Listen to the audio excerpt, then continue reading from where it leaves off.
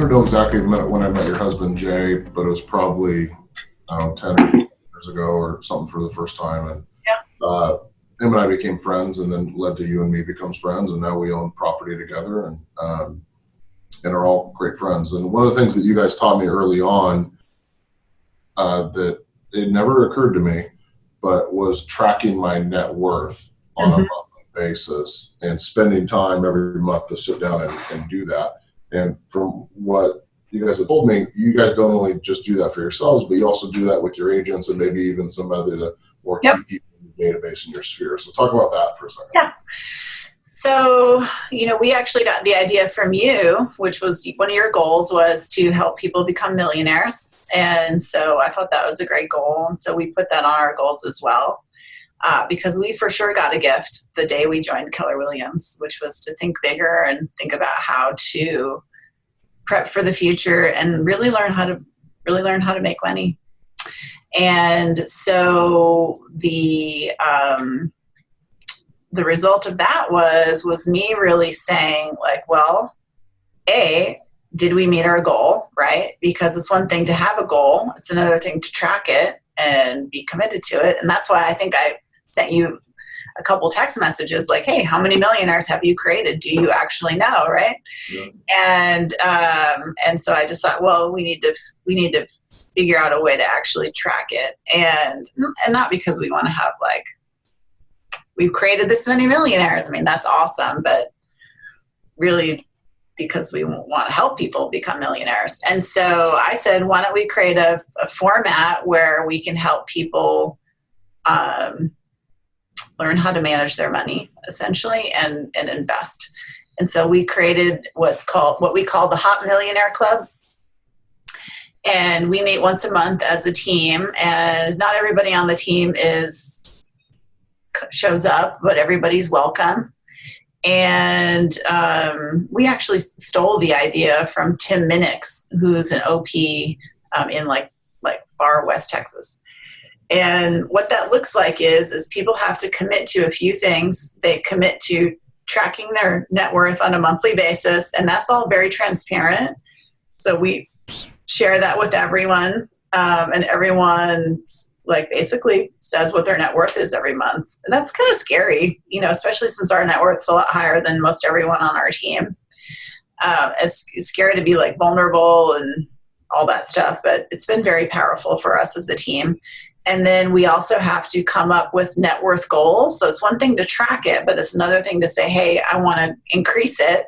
And so we have 5-year and 1-year net worth goals. And then we have what is the thing that's going to help us meet that net worth goal? Because, if you've got money in the stock market, it's going to increase by a certain amount every year typically. But I mean, if you have a bigger net worth goal, what's the one thing that's going to get you there? And then we just hold each other accountable to it. And it's been awesome. It's been really great. It's been great for us personally too, just to be much more, just have it much more on the top of our minds about very purposefully growing our wealth. You said we hold each other accountable to it, but it's almost like you don't have to, right? Because when you create that openness and everybody's sharing like that, it creates that built-in accountability. Sure. Yeah. Well, that is what it is. It's just public accountability. Yeah. We're not texting each other all right.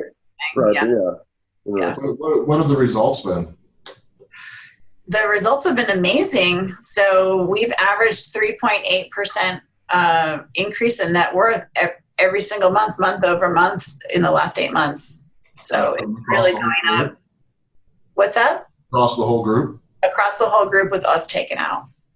Wow, that's like an annualized 30 or 40% increase. Yeah, because a lot of people are paying down debt.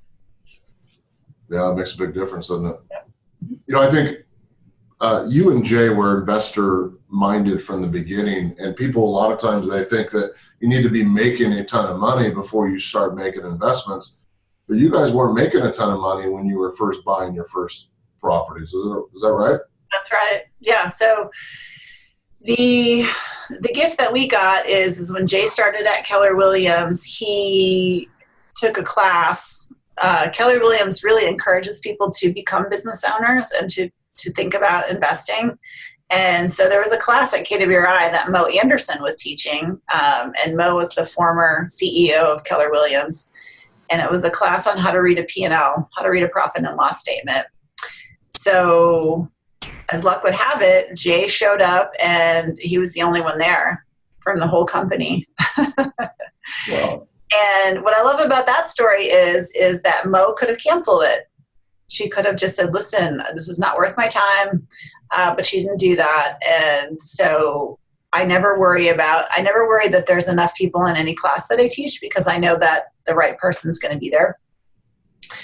And so she ended up talking to him about how to read a balance sheet. And then it turned into a discussion on how to essentially read your personal balance sheet and how to track your net worth.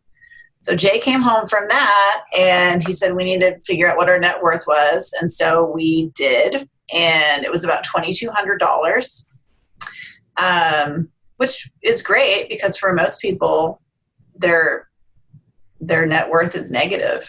They're in debt. You guys are richer than half the country at that point. Yeah. Right? Like, yeah. But for me, it was appalling, because I thought, wow, Jay and I collectively have worked over 25 years together, because we weren't young. We were 30. And I was like, wow, that's like 25 years of work. We only have $2,200 to show for it. Like, that's about $100 a year, And I worked hard. I'm a hard worker. So is Jay. And so then Jay said, let's come up with some big goals. And so I honestly thought they were all crazy, because I came from like a scarcity mindset. So I grew up, I didn't know anything about money. Most people don't learn about money. We didn't talk about money as a family. And I always thought the way to get rich is to save money. Because my dad and my grandmother and grandparents were very thrifty. And so that was always my thought. And Jay, luckily, he has more of an abundance mindset. So he was always like, let's make more money. And now I'm more like Jay. I'm like, yeah, let's make more money. But at the time, I was like, ooh. And so we had these huge goals of becoming net worth millionaires in 10 years from $2,200, own 10 rental properties, and have $75,000 in passive income, or, income we didn't work for. And I honestly thought it was crazy. I was like, there is no effing way we're ever going to do that. That is really what I thought. That I was like, well, but I'm up for it. Sure, let's do it. Did you keep those to yourself? Did you sit on those thoughts, or did you tell Jay you're effing crazy? Oh, I'm sure I told him. Yeah. I mean, you know me. Wendy doesn't have a filter. Like she just says how it is, right? I wonder, like, okay, because sometimes you might, it might just be this kind of inkling in the back of your head, like, I don't know if we can do it. I thought it was really crazy. And what's interesting is that for me, the last 10 years of my real estate journey, and I'm sure it's the same way for you guys, is your change in your mind, right? The complete 100% change in your mindset around what's possible. And even 10 years ago, even though Jay had been inside of Keller Williams for 10 years and his thinking was growing, it wasn't really until I joined KW that I really, really started to feel and understand that. And I mean, proof of that is that my goal was so small that first year. It was only $15,000. I mean, that's so small. I'm married to the co-author of The Millionaire Real Estate Agent. And then really the last 10 years has shown me that anything is possible. Even the craziest ideas are possible, but that's just like month by month, year by year, year by year, year by year, that somehow growing your mindset and really just surrounding yourself with other people who have, big crazy thoughts and ideas and are making it happen. And so I would just say, if you're not surrounding yourself with big thinkers, then the fastest way to think bigger yourself is to surround yourself with amazing people. And that's why, you attract so many people, Ben, is that you have such a big vision for your life and for the people, and you want everything big for them. And it's a huge gift, to be around people like that. When you want to know what I hear out of this, so I have small children, and as I'm listening to you talk and realize like you were around Jay for all these years, right, where he was exposed to Keller Williams and this big mindset, it was your like upbringing that kind of kept you in that scarcity mindset for a while. And so like for me, like ringing bells, I'm just like, oh my God, I can't have my kids in a scarcity mindset. Like I've got to be training these children young, right? Like that's where my head goes when I listen to you talk about kind of where you came from and your exposure to a big mindset, but it took you a while to kind of buy into it. Yeah. Well, and honestly, you know, the way public school works is it is kind of, you know, it doesn't train kids to think bigger. It really doesn't. And it teaches people that failure is bad. Because if you think about it, you know, what do we avoid getting more than anything in public school? Yeah. We don't want the F, right? And what does F stand for? Fail. We want to avoid that at all costs. Right. Our public school system was built back in the 1920s, I think, by like the Henry Ford generation to train us how to be, you know, factory workers, basically. Yeah, and there's actually a really good book called One World Schoolhouse, and it was built on, our public school system was built on a Prussian model.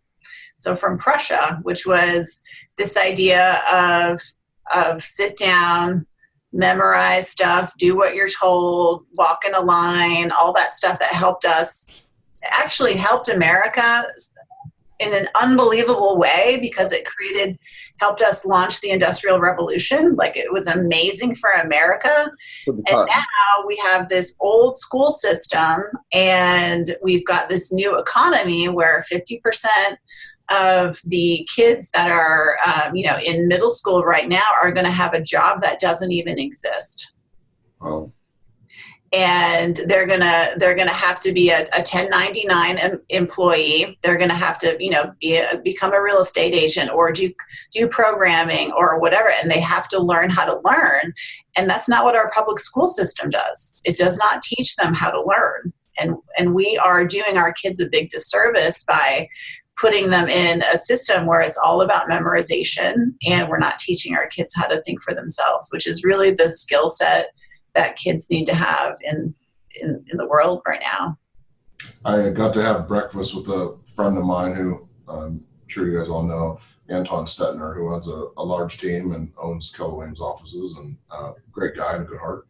So I asked him this morning, I said, well, what's your routine at night? And he said, he talked to me about his routine, but he said, I go into my kids' room before bed and I ask them, how was their day? What did they fail at? What do they want to do better? What's their goal for tomorrow? And he goes through this conversation. And at the end, he says, I love you. And remember, Stetners never give up.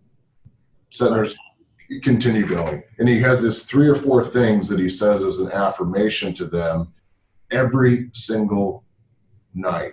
And I could just imagine how different we would look at things if our parents night reminded us that we don't give up, right? Or that whatever that message that parent really wanted to share would be. Mm-hmm. Yeah. So, Wendy, if we were going to go to bed every night with a piece of wisdom from Wendy, what would Wendy tell us to say to ourselves every single night? Well, I was just going to share, I mean, this is not exactly an answer to your question, but just because I wanted to address what Bob was saying about having young kids, like a game that you can play with your children is the Think Bigger game. And I don't know if we got this from someone or if we made it up ourselves, but it's a really fun game that you can play at the dinner table. Yeah, there we go. Think bigger. Get out of here. Like, this is planned. Did you plan that? But here's how you play it. So you're at the dinner table and one person starts and they just say that they're going to go do something. So Bob, you say to your kids, okay, I'm going to go to the grocery store. And then one of your kids says, and then you all say, think bigger. And then you say, I'm going to go to the grocery store riding on an elephant. Think bigger. Okay, I'm going to go to the grocery store riding on an elephant with roller skates. Think bigger. And then I'm going to go to the grocery store riding on an elephant with roller skates with jets escorting me. Yeah, see, I think you'd be really good at this game. I love it. This is way better than the why game that my son Chase plays with me. Why? Oh yeah, why?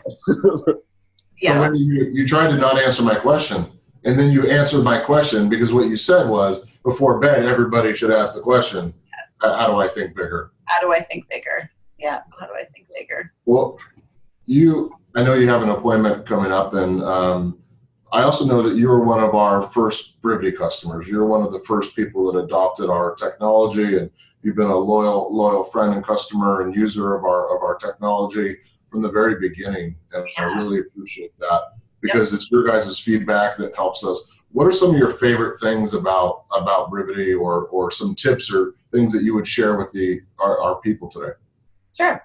Well, what I would say about Brivity is that one of the great things is it's become really customizable, and so a lot of the roles and, you can add as many roles as you want, as many dates as you want. And that's been really handy, I know, for our admin team, just to create a product that's really custom to us and what we do.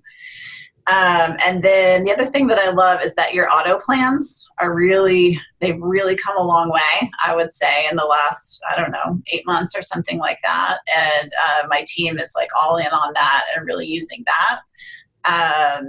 And then it's just like really user friendly, because the great thing about Brivity is that your team uses it, right? And most of the other products that are out there, it's just a developer in their office trying to figure out what a real estate team would really like, and you guys are using it on a daily basis. And so just that constant feedback loop of my mom calls me speaking. Yeah. I talk to your people too, right? I talk to April, and you guys give us great feedback on how they're using it and how we can get here to make it a little better. Yeah, well, and that's also the great thing about it. It's like, well, if tech support at Brivity isn't responding, I just give him Ben's phone number and I say, text him and tell him you got an issue, and it really works. Responses start happening at that point. Now, we're probably the only technology CEO in the industry that puts his cell phone out to every one of our customers. Yeah. 7 day a week, 24 hours a day. Yep. Any other final comments or thoughts or things you want to add?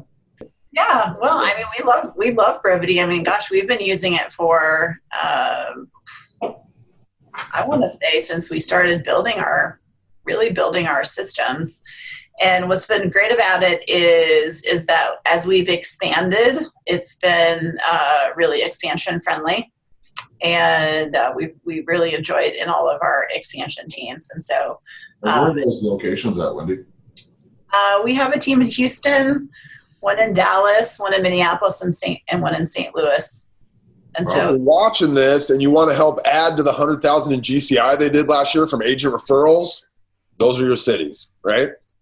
that's right. right now. I would assume that Wendy is also hiring and looking for other locations. How do you choose a location when you go somewhere?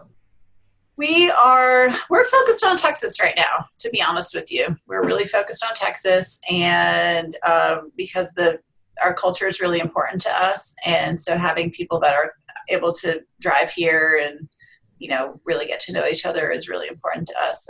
So we're focused on Texas mainly. Awesome. So how do people reach you?